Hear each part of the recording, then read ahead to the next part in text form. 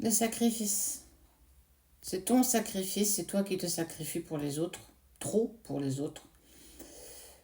Tu ne penses pas assez à toi, tu ne mets pas assez de choses en place pour toi, tu n'arrives pas à dire non, tu n'arrives pas à poser tes propres limites. Ça met en lumière peut-être une dépendance affective. C'est rigolo parce que on m'a posé la question hier. Qu'est-ce que c'est que la dépendance affective? En fait, c'est des contraintes que tu as qui s'installent sur du quotidien. Ça te met en lumière tes doutes, en lumière beaucoup d'insécurité. Mais il faut entendre que la dépendance affective, elle se retrouve beaucoup parce qu'on a eu une carence affective durant notre enfance. Alors, volontaire ou involontaire de la part de nos parents. Mais elle est clairement là et en fait, ce qui crée aujourd'hui l'insécurité affective dans ta vie d'adulte. Comment on passe la dépendance affective? C'est le besoin de contact constant, d'être toujours en contact des autres, de la personne de ton cœur, de ta famille, de tes amis, de tes collègues de travail, avoir envie de passer du temps avec eux, parce que on n'a pas du tout envie de se retrouver seul avec soi-même.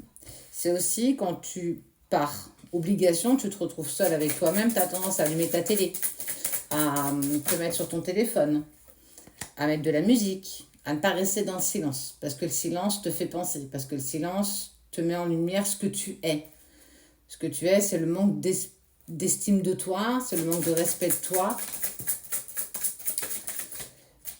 Ça prouve aussi, quelque part, on peut prendre ça pour une qualité, c'est un dévouement. Un dévouement acharné pour les autres, toujours vouloir être là.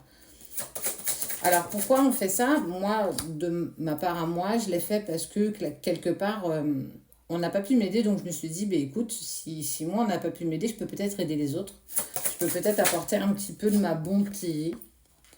C'est pas trop de la bonté, tu t'abandonnes à l'autre, peu importe la relation. On se respecte plus, on s'aime pas vraiment. En fait, on a du mal à se regarder dans le miroir. En fait, ça englobe tellement de choses comme ça, en fait. On peut même acheter beaucoup de choses aux personnes qu'on aime parce qu'on est dépendant, donc on sait qu'on peut leur offrir plein de cadeaux parce que ça leur fera plaisir. Et en fait, ces gens, ils seront « Ouah, merci beaucoup ». Et en fait, ils seront dans la gratitude, c'est ce qu'on veut. On veut de la gratitude, je veux que tu m'aimes. Mais c'est pas en étant dans la dépendance affective qu'on peut être aimé. Donc, comment on dépasse ça? Bah, déjà, on essaye d'apprendre à dire non. Quand on te demande quelque chose et que spontanément ta réponse n'est pas oui, ça veut déjà 90% du temps dire que ça veut dire non. Donc, c'est oser dire non. Non, je suis désolée, je ne peux pas. Alors, ça en frustrera plus d'un, surtout ceux qui ont été avec toi pour ce que tu leur apportes et non pas pour ce que tu es. Ils vont pas comprendre pourquoi tu oses dire non. Tu vas devoir passer du temps avec toi-même, apprécier de créer des petits projets pour être bien avec toi-même. C'est te regarder dans un miroir et t'accepter tel que tu es. C'est t'aimer autant que tu voudrais aimer les autres. On y parvient au fur et à mesure. Tout ne se fait pas en un coup de cuillère à soupe. C'est vivre en fait intensément tout ce que tu ressens. C'est ne pas dépendre des autres parce qu'on a besoin clairement de personne. Mais ça, on le réalise qu'une fois qu'on est en véritable travail sur soi.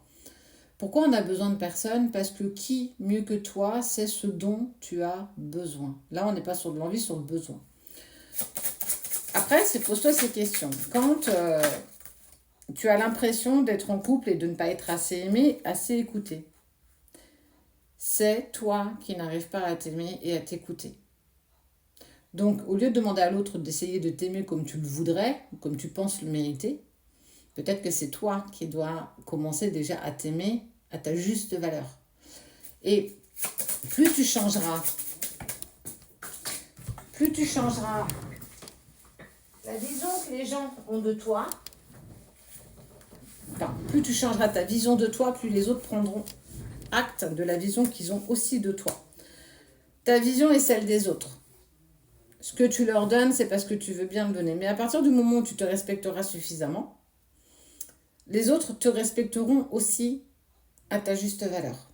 C'est apprendre aussi à faire des choses seules. C'est apprendre à te connaître, à t'aimer. C'est apprendre à dire non et parfois à s'imposer. C'est expérimenter ta propre liberté, indépendamment des autres. Aller promener seul, aller prendre un verre seul, aller au restaurant seul, au cinéma seul, faire des petites activités chez toi seul, sans tes enfants si tu en as, sans ton conjoint si tu es accompagné, sans tes amis.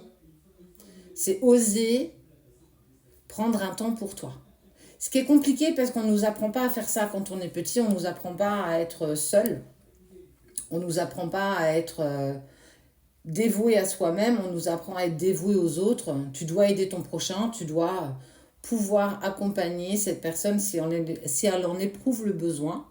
Mais toi quand ça va pas, quand tu es malade, quand tu as le moral dans les chaussettes, combien il y a de personnes qui sont avec toi? C'est là que ça fait mal. Parfois, on n'a pas envie de laisser des gens, on préfère rester dans une relation toxique que se mettre dans une relation qui nous apporte quelque chose de bon. Parce qu'on ne pense pas mériter autre chose. Et ça, c'est apprendre au fur et à mesure, oser dire non, gagner en dignité, ne pas te mettre dans une énergie de désespoir, ne pas dépendre des autres. Aimer pour deux. Aime-toi suffisamment pour pouvoir aimer l'autre convenablement. Parce que clairement, on n'aime pas les autres comme ils devraient être aimés parce que nous-mêmes, on n'arrive pas à s'aimer. C'est un peu comme si tu étais un vase, mais que ce vase, il avait des micro-fissures partout et que tu as beau essayer de le remplir d'amour, bah, ça coule en fait. Tu ne le vois pas, mais ça reste pas. Donc tu essayes éperdument de remplir ce vase d'amour, mais ça ne veut pas. Peut-être que si tu prenais le recul et que tu regardais ce vase, tu comprendrais que peut-être que ta maman ne t'a peut-être pas aimé suffisamment, ou du moins comme tu le méritais. Peut-être que papa n'a pas été suffisamment là pour toi. Je ne dis pas que c'est des choses qui ont été conscientes, que nos parents ont fait consciemment. Eux-mêmes avaient déjà leurs propres lacunes. Ils ont essayé, autant qu'ils puissent, personne n'est parfait, de nous aimer. Et c'est vraiment aller sur tout ce plan-là. C'est essayer d'aller comprendre qui tu es et d'où tu viens. D'où tu viens ne te définit pas en tant que tel aujourd'hui, mais d'où tu viens te permet de te définir émotionnellement, avec les carences affectives que tu as ressenties et qui clairement viennent se remettre en lumière dans tes relations aujourd'hui. Il ne faut pas que tu aies le besoin de l'autre. Il faut que tu aies envie de passer du temps avec les autres. Tu as le droit de te respecter. C'est déjà commencer à être aligné avec toi-même. Je pense, je dis, je fais.